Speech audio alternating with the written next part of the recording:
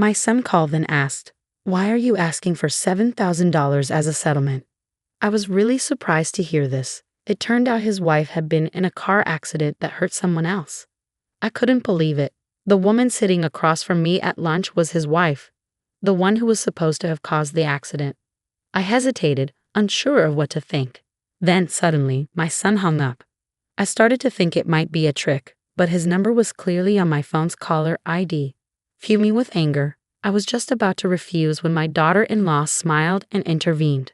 "Let's pay it now. I have a good plan." As we worked together on it, things started to take an unexpectedly interesting turn. "Mom, I finally landed a job," my 32-year-old son George happily told me. "That's wonderful news," I responded. George had been struggling with odd jobs and part-time work for a long time, and honestly, I had almost lost hope that he would find a steady job. Eventually, he married Olivia, a woman he had become close to at work. Despite being 2 years younger than George, she was responsible and had a pleasant personality. We never had any problems between me and Olivia. Even though George and Olivia didn't live with me, Olivia and I would sometimes have lunch together. With a capable daughter-in-law and George having a good job, I can finally relax. But before George married Olivia, he had a bad habit. Even though he didn't have any money coming in, he would spend it recklessly and buy whatever he wanted. He even took money from my wallet a few times. "Why would you do that?"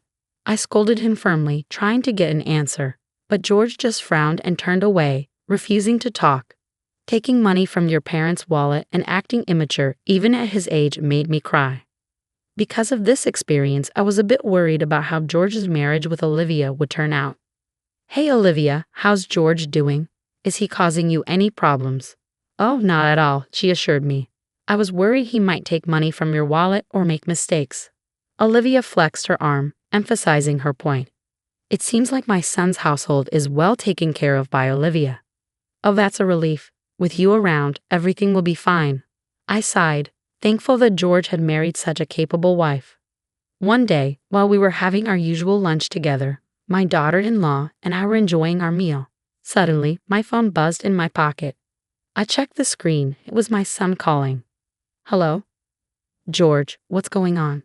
Why the sudden call?" I asked, taken aback by the urgency in his voice. "Listen carefully, Mom. Olivia had an accident while driving. The other party got injured, and they're really upset. They're asking for $7,000 as a settlement," George explained quickly. I glanced over at Olivia, who looked just as bewildered as I felt. George, if you can gather the money, please let me know right away." "Bye," George said abruptly before hanging up, leaving me stunned. After the call, I sat there, trying to make sense of it all. Olivia was sitting right in front of me. How could she have had an accident? I wondered if George had misunderstood something, but the tension in the air was undeniable. "Mom, are you all right?" Olivia asked, her face showing concern about the call from George. "I'm not sure what's going on, but it sounds serious. George said you were in an accident," I explained, still trying to process everything. "What?" I exclaimed, feeling completely overwhelmed by the situation and a sudden demand for money. Olivia reassured me and listened intently, her own confusion mirroring mine.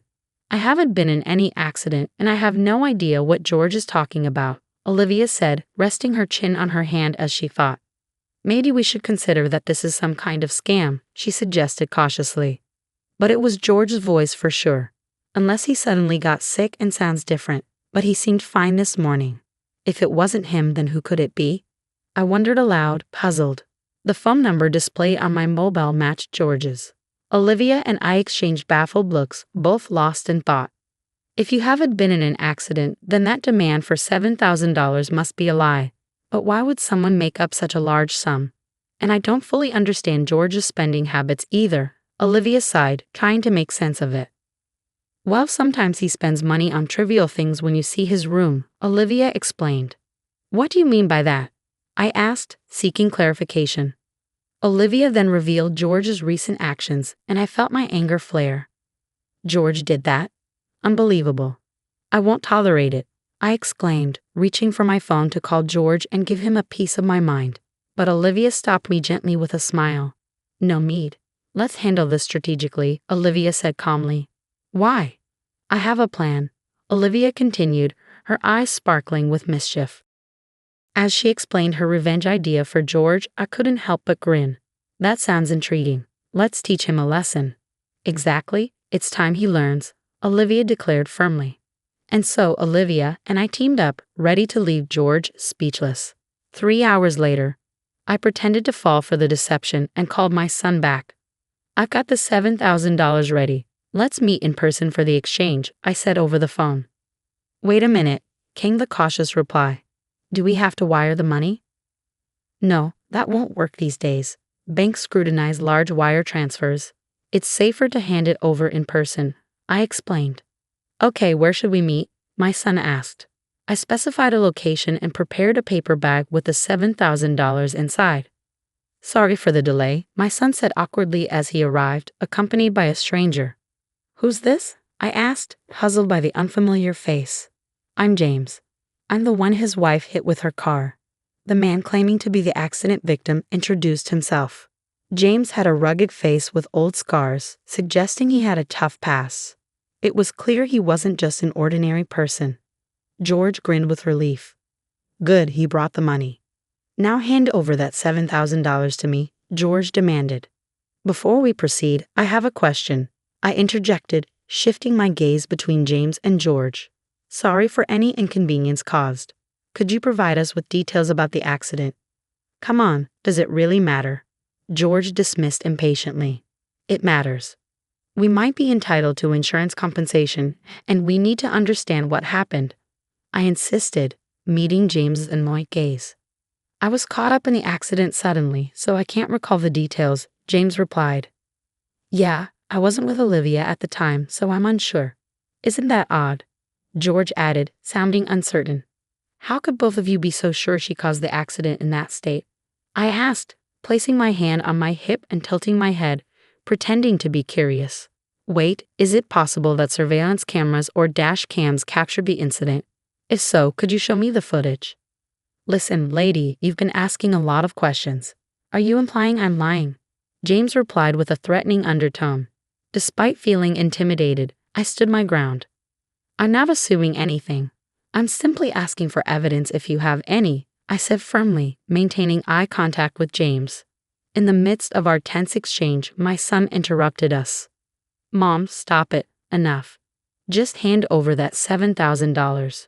George's face betrayed his fear and frustration. Yeah, exactly. There's no evidence. I didn't cause any accidents, George asserted confidently, only to be shocked by the sudden appearance of someone. Olivia, why are you here? I did mention it, but when you called me, Olivia was having lunch with me, George stammered. This doesn't make sense. I didn't hear anything about this. As my son nervously retreated, both Olivia and I closed in on him. Why lie and make your mom prepare $7,000? The game is over. Come clean. We confronted him, ready to present our evidence. Olivia and I had gone to their house together to uncover George's wrongdoing.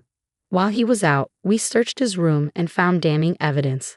Among them was a loan agreement indicating he borrowed $7,000 with steep penalties for late payment, but it wasn't from a reputable source. Turning to the man next to George, who claimed to be the accident victim, I asked sharply, Since you weren't involved in any accident, who are you? James chuckled. Caught me. I'm actually a debt collector who lent money to your son. He approached me for help to get the $7,000. Pretending to be the victim seemed like a good idea at the time, James explained, amused by the situation. Meanwhile, my son looked apologetic and shrank back nervously. So now that we know why your son borrowed $7,000, I continued, seeking clarification. Yes, when I saw my son's room, I was at a loss for words. I showed a photo on my smartphone of George's cluttered room. It was packed with a staggering number of anime character dolls. I checked their prices online and was shocked. These figures can be really expensive. Among George's belongings were items worth over $700. We also found receipts showing how much he spent on these figures, which was clear evidence. As a parent, it's difficult for me to admit, but my son is careless with money. His wife manages his entire salary. How could he afford to buy such expensive things? If he had stolen from my wallet, I would have scolded him right away. We now understood why he got into debt, and my daughter-in-law and I were dumbfounded by the trivial reason. I knew about your hobby, but if it cost this much, I would have stopped you. Well, what else could I do? Figures are like works of art. If you don't buy them right then, you might never find such rare items again, Olivia said, glaring at her son with a mix of surprise and anger. George, on the verge of tears, tried desperately to justify himself. I understand that feeling. Please forgive me. With that $7,000, I can finally pay off my debts. But George, borrowing money from questionable sources and making reckless purchases can derail your life, I interjected firmly. Then, I tossed a paper bag to George. He caught it and looked inside, his eyes widening in shock. What's this? Just newspaper cut to look like bills. I'm not so forgiving as to hand over $7,000 when I know I'm being deceived, James chimed in, amused. Well, looks like things have taken a turn. So George, care to explain? James's smug voice made George pale and tremble as he held the bundle of fake money. Olivia was furious with my son. Using my name to deceive money from my own mother, I can't believe it. I'm divorcing you and thinking about cutting off our family ties, she declared. I added firmly, wait, both of you. Despite George's tearful pleas, Olivia and I shook off his grasp and left him behind. As we walked away, I could hear George sobbing while James burst into laughter. Later on, I advised George to sell all the anime figures in his room and use the money to repay his debt. He was clearly troubled but eventually followed my advice and managed to gather the $7,000 to pay back James. I decided to cut ties with my son, but before doing so, I gave him one final piece of advice. From now on, live an honest life. However, George's love for collecting led him back into debt, and soon he found himself pursued by loan sharks. Olivia, once his wife, divorced him long ago, but we still enjoy our lunches together. Reflecting on George's story, Olivia remarked, changing one's way of life isn't easy for people, and we shared a laugh. As I watched Olivia smile, I silently wished for her happiness. How did you find this story? Don't forget to subscribe to our channel. Until next time.